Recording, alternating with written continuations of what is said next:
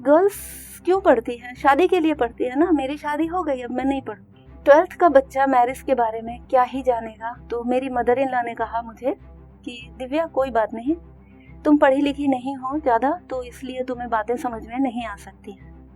उनका ये सेंटेंस मेरे जीवन में एक यू टर्न लेकर आया। मेरे हस्बैंड अगर केमिस्ट्री के स्कॉलर हैं तो केमिस्ट्री से ज़्यादा डिफ़िकल्ट सब्जेक्ट क्या हो सकता है सोचा तो मुझे लगा कि शायद मैथ्स केमिस्ट्री से ज़्यादा डिफ़िकल्ट है। बच्चों का प्यार, बच्चों का रिस्पेक्ट, बच्चों का विश्वास बहुत मिला। कैंसर का नाम सुन के मैं सच कहूँ तो मुझे लगा कि खत्म, फिनिश। नहीं, मैं इसको ट्रेजेडी नहीं, फाइट ही कहूँगी। Hello everyone, I am Divya Saxena, working as Principal in charge in Jawahar Navodaya Vidyalaya, Firozabad. I have the opportunity to share my life journey with all of you.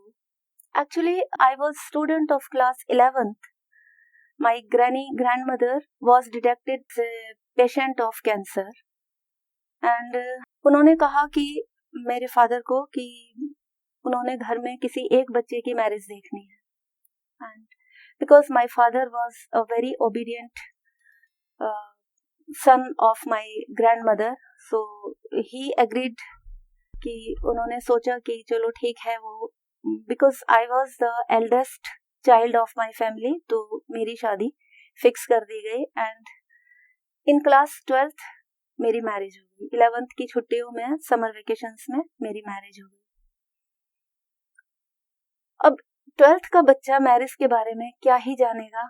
तो मेरे लिए भी मैरिज एक, समझ लीजिए, रोमांटिज्म था. बिल्कुल एक कल्पनाओं की दुनिया थी, जैसे फिल्मों में देखा जाता है उस तरह से. मुझे लगा कि अब पढ़ाई लिखाई की तो कोई ज़रूरत ही नहीं है. मेरी मदर ने कहा भी मुझे कि बेटा अपनी पढ़ाई लिखाई नहीं छोड़नी है, आपको अपनी स्टडी कंटिन्यू करनी है. तो मैंने मम्मी को यही कहा कि गर्ल्स क्यों पढ़ती हैं? शादी के लिए पढ़ती है ना. मेरी शादी हो गई, अब मैं नहीं पढ़ूंगी. तो एक दिन मेरे हस्बैंड के साथ किसी बात पर कुछ हॉट टॉक हो गया. तो मेरी मदर इन लॉ ने कहा मुझे कि दिव्या कोई बात नहीं, तुम पढ़ी लिखी नहीं हो ज़्यादा, तो इसलिए तुम्हें बातें समझ में नहीं आ सकती हैं. उनका ये सेंटेंस मेरे जीवन में एक यू टर्न लेकर आया. पूरी रात मुझे नींद नहीं आई और मैं सोचती रही कि क्या करना चाहिए. क्या मेरी मदर जो कहती थी पढ़ाई कंटिन्यू रखना है वो ठीक है, या मेरा ये सोचना कि लड़कियां तो शादी के लिए पढ़ती हैं और मेरी शादी हो चुकी है वो ठीक है. मेरे हस्बैंड केमिस्ट्री के स्कॉलर थे, केमिस्ट्री में वो पीएचडी कर रहे थे. सोचा, बहुत देर तक सोचती रही. एक 12th क्लास के बच्चे की जितनी बुद्धि काम करती है, मुझे लगा कि अब मुझे कुछ जवाब देना है. मीन्स जवाब देना है ऐसे नहीं कि मुझे लड़ना है या झगड़ना है. मुझे लगा कि मुझे जवाब देना है किस तरह से कि मेरे हस्बैंड अगर केमिस्ट्री के स्कॉलर हैं तो केमिस्ट्री से ज़्यादा डिफ़िकल्ट सब्जेक्ट क्या हो सकता है सोचा तो मुझे लगा कि शायद मैथ्स केमिस्ट्री से ज़्यादा डिफ़िकल्ट है. और उसके बाद मैंने मैथमेटिक्स सब्जेक्ट लेके, फिजिक्स केमिस्ट्री मैथमेटिक्स सब्जेक्ट लेके मैंने ग्रेजुएशन में एडमिशन लिया, बीएससी किया. एंड बीएससी पार्ट 1 में जब मेरा रिजल्ट आया, and that time I gave birth to my son. Then I continued my study, BSc part 1, BSc part 2, and then BSc final. When I got the admission in MSc part 1 mathematics, that time my son was of 3 years, and मैं अपने सन को लेकर, अपने बेटे को लेकर पहले उसको स्कूल में छोड़ने जाती थी एंड देन यूनिवर्सिटी जाके अपनी क्लासेस अटेंड करती थी. तो इस तरह से मैंने एमएससी भी अपनी कंप्लीट करी मैथमेटिक्स के ही साथ. फिर मैंने सोचा कि मुझे पीएचडी भी करनी चाहिए, लेकिन तब तक मेरा बेटा थोड़ा सा और बड़ा हो गया था, ग्रोन अप था, और उसको मेरा ज़्यादा टाइम चाहिए था. तो मेरे कैरियर के ऊपर मेरी जो एज ए मदर रिस्पॉन्सिबिलिटीज थी वो ज़्यादा हावी हुई और मुझे अपनी पीएचडी आधे रास्ते में ही रोकनी पड़ी. Then I did BEd and fortunately as soon as I complete my BEd, I got the opportunity to give the interview in Kendriya Vidyalaya Sangthan as well as in Navodaya Vidyalaya Samiti.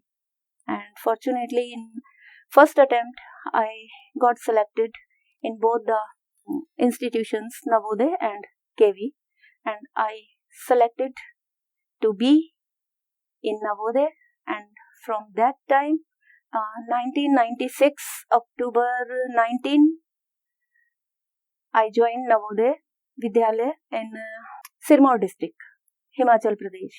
From then till now, I am in Navodaya. मेरे जीवन की एक और fight कहें या tragedy कहें, नहीं, मैं इसको ट्रेजेडी नहीं, फाइट ही कहूंगी. मई जून 2019 में मैं समर वेकेशंस में अपने घर गई हुई थी, और when I was taking bath, I felt a node lump in my chest area. और जब मैंने उसको दबा के देखा तो मुझे उसमें पेन नहीं लगा तो मुझे पता था कि जो कैंसरस नोड्स होते हैं, जो कैंसरस लम्प्स होते हैं, वो पेनलेस होते हैं, उनमें दर्द नहीं होता. और पेन का नहीं होना मुझे बहुत कुछ सोचने के लिए और बहुत सारी चिंताएं दे के चला गया. बहुत दिन तक मेरी हिम्मत ही नहीं हुई कि मैं जाके डॉक्टर को दिखाऊं कि ये क्या है. कहीं डॉक्टर ने कह दिया कैंसर है तो क्या करूंगी मैं. ये सारे सवाल मुझे दिन रात डराते थे. लेकिन फिर मेरे हस्बैंड और मेरे बेटे ने कहा कि नहीं, डॉक्टर के पास तो जाना ही पड़ेगा. डॉक्टर के पास गई, उन्होंने मैमोग्राफी कराई, उन्होंने MRI कराई, और साथ ही साथ उन्होंने बायोप्सी कराई, और फाइंड आउट हुआ कि ये कैंसर ही था. कैंसर का नाम सुन के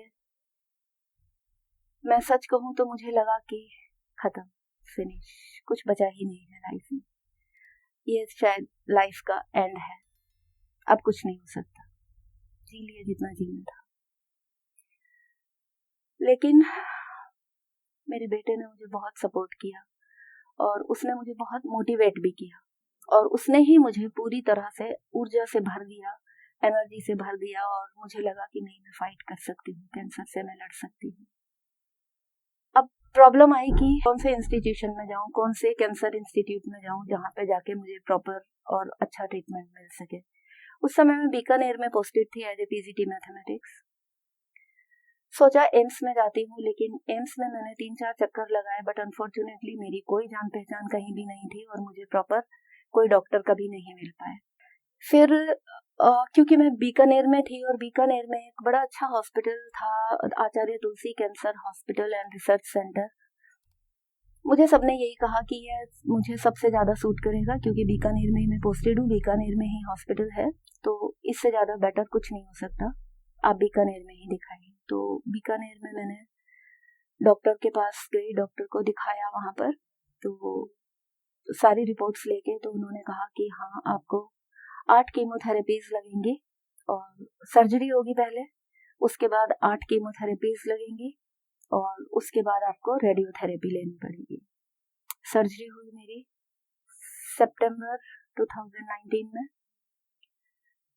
फिर अक्टूबर से कीमोथेरेपीज शुरू हुई. डॉक्टर ने कहा कि एवरी आफ्टर 15 डेज आपको कीमोथेरेपी लेनी है.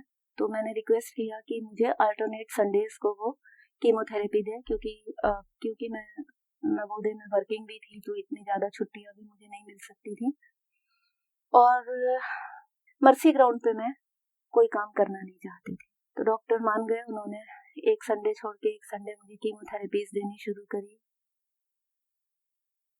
मैं कहना चाहूँगी कि कोई भी अगर कैंसर पेशेंट है तो वो ट्रीटमेंट से ना घबराए. सबसे पहले तो ये एक्सेप्ट कर ले कि बिना ट्रीटमेंट के कैंसर से मुक्ति संभव नहीं है. अपने आप को डॉक्टर के ऊपर पूरी तरह से छोड़ देना चाहिए, और डॉक्टर जो कुछ भी इंस्ट्रक्शन दे उन्हें रिलीजियसली फॉलो करना चाहिए. मैंने 8 कीमोथेरेपीज कंप्लीट करी. हालांकि कीमोथेरेपीज का मैं अगर आप कहें कि उसके एक्सपीरियंसेस को मैं वर्ड्स में कहूँ तो मैं शायद नहीं एक्सप्लेन कर पाऊंगी, क्योंकि बहुत टॉर्चरस था, बहुत ज़्यादा जानलेवा होता है. सर्जरी बहुत आसान होती है, लेकिन कीमोथेरेपी बहुत डिफिकल्ट, बहुत बहुत बहुत डिफिकल्ट होती है. 8 कीमोथेरेपीज के बाद मेरी 12 या 15 रेडियोथेरेपीज हुई। रेडियोथेरेपी में भी स्टार्टिंग में कुछ नहीं पता चला था, लेकिन रेडियोथेरेपीज के साइड इफेक्ट ये हुए क्योंकि कैंसर ब्रेस्ट में था, तो ये रेडियोथेरेपी ये पूरे ब्रेस्ट एरिया पे और नेक एरिया पे हुई, तो उसकी वजह से मेरा थायराइड ग्लैंड भी डैमेज हो गया टोटली। लेकिन उसके बाद डॉक्टर ने मुझे कहा, कुछ दवाइयाँ बताई कि आपको ये टैबलेट्स जो है वो कम से कम 10 साल खानी है। और मैं थोड़ा सा लापरवाही यहाँ पे कर गई कि मैंने ना तो रेगुलर चेकअप कराया और ना ही वो दवाई मैंने 10 साल तक कंटिन्यूस खाई। मैंने बल्कि 1.5 साल के बाद वो अपना ट्रीटमेंट लेना बंद कर दिया। मुझे लगा मैं पूरी तरह ठीक हो गई हूँ, मुझे अब दवाई की ज़रूरत नहीं है। अनफॉर्चुनेटली वो कहीं कुछ कैंसर टिश्यूज बच गए थे। वो कैंसर टिश्यू आके फिर मेरी लेफ्ट लेग की फीमर बोन में, लंबर एरिया में, पेल्विस में और बैक बोन की जो लोअर एरिया है उसमें आके कहीं डिपॉजिट हो गए। मुझे चलने में थोड़ी प्रॉब्लम आने लगी। काफी दिन तक तो मैं उसको बेयर करती रही। ये बात है 2021 के भी एंड की बात है। चलने में मुझे तकलीफ होने लगी, लेफ्ट लेग मेरा प्रॉपर नहीं उठ पा रहा था। मैं सोच रही थी शायद ये कोई शियाटिका जैसा कोई दर्द है, हो जाएगा, ठीक हो जाएगा, ठीक हो जाएगा। करते करते मैंने अक्टूबर 2022 तक आ गई। 1 साल तक मैंने किसी को नहीं दिखाया और मैं वो पेन बर्दाश्त करती रही। फिर जब अनबियरेबल हो गया मेरा चलना, तब मैं आगरा में पुष्पांजलि हॉस्पिटल में मैंने दिखाया। डॉक्टर ने पहले एमआरआई बताई। एमआरआई में कुछ सस्पेक्ट उन्हें फिल्म लगी होगी, तो उन्होंने पेट सिटी स्कैन बताया। फिर पेट सिटी स्कैन में पता चला कि मुझे इस एरिया में कैंसर इन्फेक्शन है और करीब करीब मोर देन 50% फीमर बोन और पेल्विस और लंबर रीजन, मोर देन 50% इनकी वजह से डैमेज हो गया है। अब जिस भी डॉक्टर को दिखाए, ऑन्कोलॉजिस्ट को, वो कहें कि नहीं, ज़्यादा घबराने की बात नहीं है, सिर्फ 2 या 4 कीमोज होनी है और कीमो के नाम पे तो मेरी जान निकलती है। फिर कहीं से मुझे पता चला मेरठ में वॉलंटियर्स कैंसर हॉस्पिटल के बारे में, जहाँ पे डॉक्टर अमित जैन बहुत अच्छे ऑन्कोलॉजिस्ट हैं। उनके बारे में मुझे बताया मेरी सिस्टर ने, तो मैं उनको दिखाने गई। उन्होंने कहा नहीं, आपको कीमो की ज़रूरत नहीं है। तब उन्होंने मुझे फाइबर नाइफ करके, उनके पास एक टेक्नोलॉजी है जिसमें रेडिएशन सर्जरी के थ्रू जो मेरा कैंसर इन्फेक्शन था उसको टारगेट किया और उसको उन्होंने ट्रीट किया उसको। उसके बाद है अभी भी, हालांकि ट्रीटमेंट कंप्लीट हो चुका है। डॉक्टर ने जो दवाइयाँ बताई है वो दवाइयाँ मैं कंटिन्यूस ले रही हूँ। चलने में अभी भी प्रॉब्लम है, शायद वो धीरे धीरे ठीक हो जाएगी।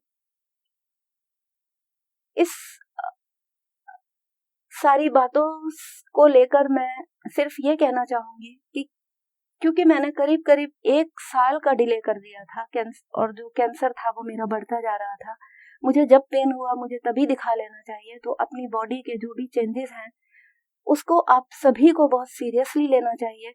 कभी भी अगर कोई कहीं दर्द है, कोई पेन है, कोई भी कुछ है, ऐसा है जो आपकी एबनॉर्मल आपको बॉडी में लगता है, तो इमीडिएट आपको डॉक्टर के पास जाना चाहिए ताकि स्थिति वहीं की वहीं संभल जाए। और सबसे बड़ी बात है कि कैंसर, हाँ ठीक है, डेडली डिजीज है, लेकिन अगर आप उसको इनिशियल स्टेज पे सर्च कर लेते हैं, समझ लेते हैं और इनिशियल स्टेज पे ही अगर आप उसको एक्सेप्ट कर लेते हैं कि हाँ मुझे कैंसर है और मुझे ट्रीट करना है, तो हम इस डेडली डिसीज से फाइट भी कर सकते हैं। एक बार फाइट किया और अभी मुझे लगता है कि मैं दूसरी बार भी फाइट करके I will be the winner. I saw lots of changes in Navodaya, I saw lots of good things, lots of deterioration, lots of very good things in Navodayas. I felt a very good bond between student and teacher in Navodaya, because Navodayas are the residential schools. Here in 24 hours we all are with the students. तो एक student teacher के बीच में जो एक बहुत बहुत प्यारी सी bonding होती है, वो नवोदय विद्यालय में मैंने देखा। मेरी बीएड से पहले मैंने दिल्ली पब्लिक स्कूल में भी थोड़े दिन काम किया था, लेकिन जो रिस्पेक्ट, जो बॉन्डिंग, जो प्यार मुझे नवोदय में मिला, मुझे नहीं लगता कि किसी और इंस्टीट्यूशन में ये पॉसिबल है। तो मेरी पहली ज्वाइनिंग थी as a PGT mathematics in Jawahar Navodaya Vidyalaya Sirmaur district Nahan. यहाँ पे मैंने जाना कि नवोदय में काम करना कितना डिफिकल्ट भी है, कितना रोमांचकारी भी है। दोनों ही बातें हैं। बच्चों का साथ कई बार ऊर्जा से भर देता था। बच्चों का भोलापन, बच्चों का अपने ऊपर डिपेंडेंट होना, लगता था कि हाँ, हम कुछ कर रहे हैं, देश के लिए कुछ कर रहे हैं, बच्चों के लिए कुछ कर रहे हैं। मैंने 96 में ज्वाइन किया था। उस समय नवोदय का स्वरूप ये नहीं था जो आज इस समय एट प्रेजेंट है। उस समय हम अपने बच्चों को नहलाते भी मतलब उनका नहाना भी हम लोग फिक्स करते थे। संडे को हम देखते थे, छोटे बच्चे होते हैं, घर से आते हैं, उनको नहीं पता होता पहाड़ में, क्योंकि मेरा पहली पोस्टिंग हिमाचल में हुई थी, वहाँ के बच्चों को थोड़ा सा नहीं पता होता था। तो संडे को हम खूब सारा पानी गर्म करके छोटे बच्चों को एक साथ बिठा के और उनको नहलाते भी थे, उनके बिस्तर वगैरह धूप में डलवाते थे, बच्चों के साथ बहुत टाइम स्पेंड भी करते थे। बहुत अच्छा लगता था। 8 साल मैं करीब रही नवोदय विद्यालय सिरमौर नाहन में। उसके बाद एक ड्राइव निकली थी नवोदय विद्यालय में ही वॉलंटियरली हार्ड स्टेशन पे जाके सर्व करने के लिए। तो मैंने नॉर्थ ईस्ट रीजन में वॉलंटियरली जाना फिक्स किया और शिलोंग रीजन में गोलाघाट, जेएनवी गोलाघाट, असम में मैंने वॉलंटियरली ट्रांसफर ले लिया। असम में बिल्कुल जो हमारे यहाँ की लाइफ थी और असम की लाइफ थी, वहाँ पे भी मैंने बहुत कुछ सीखा। असम में जो बच्चे थे, वहाँ पे ट्राइबल बच्चे ज़्यादा थे। ट्राइबल बच्चे थोड़े से एग्रेसिव होते थे, लेकिन अगर आप उनको ये प्रूफ कर देते हैं अपने बिहेवियर से कि आप जो कुछ भी कर रहे हैं आप उनके भले के लिए कर रहे हैं, तो उन बच्चों से इतना प्यार, इतना रिस्पेक्ट और इतना विश्वास मिला कि शायद मुझे कभी वो आगे नहीं मिला। असम में मैंने करीब 3 साल सर्व किया। 1 साल गोलाघाट में, जेएनवी गोलाघाट में, 1 साल जेएनवी कोकराझार में और 1 साल जेएनवी जोराहट में। तीनों ही जगह मुझे बहुत अच्छा लगा। बच्चों का बहुत विश्वास मिला मुझे, बच्चों का बहुत प्यार भी मिला। असम से आने के बाद मैंने, क्योंकि मेरा बेटा भी तब तक काफ़ी बड़ा हो गया था और उसको हायर एजुकेशन के लिए थोड़ा मुझे दिल्ली में आना था, वो तब तक बीटेक करने के लिए रेडी था, तो मैंने दिल्ली ट्रांसफ़र ले लिया। दिल्ली में आने के बाद यहाँ का माहौल मुझे असम के एनवायरनमेंट से बिल्कुल डिफरेंट लगा। यहाँ बच्चों में थोड़ा अलग तरह का एटीट्यूड था, कुछ हरियाणवी टच था उनमें और जल्दी उनको गुस्सा भी आता था, लेकिन जल्दी ही वो मान भी जाते थे। मीन्स जस्ट लाइक जैसे उबलते हुए दूध पे पानी डाल देते हैं तो जल्दी से बैठ जाता है, वही वहाँ के बच्चों का भी हाल था। दिल्ली का एक अलग ही माहौल था। दिल्ली में भी मैं करीब 8 साल रही। उसके बाद मेरा ट्रांसफ़र हुआ बीकानेर, राजस्थान। थैंक्स नवोदय ने मुझे शायद आधा भारत घुमा दिया। पहली पोस्टिंग हिमाचल प्रदेश, दूसरी पोस्टिंग असम, तीसरी पोस्टिंग दिल्ली, चौथी पोस्टिंग राजस्थान, बीकानेर में भी मैं करीब 7-8 साल रही वहाँ पे। और by the time I got the promotion as a vice principal और मैं जवाहर नवोदय विद्यालय फिरोजाबाद में एज ए वाइस प्रिंसिपल मैंने ज्वाइन किया। और यहीं पर करीब 1 साल पहले सितंबर 2022 में एज ए इंचार्ज प्रिंसिपल में काम कर रही हूँ। तब से नवोदय विद्यालय में मैंने बहुत उतार चढ़ाव देखे, लेकिन जो एक बात कॉमन देखी वो ये देखी कि बच्चों का प्यार, बच्चों का रिस्पेक्ट, बच्चों का विश्वास बहुत मिला। लेकिन बच्चों का जो बिहेवियर है एज ए स्टूडेंट, वो उसमें बहुत चेंजेस भी देखे मैंने। जैसे इनिशियल स्टेज की मैं अगर बात करूं तो उस समय बच्चे, अब या तो ये कहिए कि उतना सोशल मीडिया का प्रभाव नहीं था, या कुछ कहें तो उनके अंदर कुछ बैड एलिमेंट या बुरी आदतें भी नहीं थी, जो कि लॉकडाउन के बाद जो मोबाइल का उन्होंने यूज करना शुरू किया मुझे देखने में मिली। वो क्या कि जैसे अगर उनको बच्चों को किसी बात के लिए थोड़ा भी अगर रोका जाता है, तो अब आजकल आप लोग भी देख रहे हैं उनके अंदर अब एक अलग तरह की चीज़ें जो है वो आती जा रही हैं। तो एज ए टीचर या एज ए प्रिंसिपल या एज ए वाइस प्रिंसिपल ये सचमुच एक चिंता का विषय है। और मैं चाहूँगी कि सबसे पहले 12th क्लास तक के लिए बच्चों को मोबाइल से तो कम से कम दूर रखना चाहिए, क्योंकि 12th क्लास तक मोबाइल कभी भी बच्चों के लिए बेनिफिशियरी नहीं हो सकता है। बच्चों के लिए हम हैं, टीचर्स हैं, उनकी बुक्स हैं, मेंटर्स हैं, उनके कहीं भी किसी भी प्रॉब्लम्स के लिए हम लोग सब उनके साथ हैं। तो मैं एक संदेश जरूर देना चाहूँगी कि 12वीं क्लास तक बच्चे प्लीज़ मोबाइल से दूर रहें। पेरेंट्स बड़े विश्वास के साथ बच्चों को हमारे पास छोड़ के जाते हैं, तो हमारा कहीं ना कहीं बहुत बड़ी रिस्पॉन्सिबिलिटी बन जाती है कि उनके बच्चों को एक अच्छी शेप दें, उनके कैरियर को, उनके बच्चों के कैरियर को, उनके बच्चों के भविष्य को एक अच्छी शेप देना और उनको एक अच्छा भविष्य, उनको एक अच्छा प्लेटफॉर्म, उनको एक सही रास्ता दिखाना हमारी बहुत बड़ी जिम्मेदारी है, हमारी नैतिक जिम्मेदारी है, जिसके लिए हम समय समय पे काउंसलिंग सेशंस भी रखते हैं और कैरियर काउंसलिंग के बारे में भी उनको बताते हैं। और बस मेरी तो ईश्वर से यही प्रार्थना है कि ना केवल नवोदय के बच्चे बल्कि मेरे देश के सभी बच्चों को एक इतना अच्छा रास्ता हम सब मिलके दिखाएं कि वो देश को बहुत ऊंचाइयों तक लेके जाएं और हम उनके कंधे इतने मजबूत बनाएं कि पूरा देश वो संभाल सकें, और देश की जिम्मेदारी अब उन्हीं के ऊपर है। Thank you.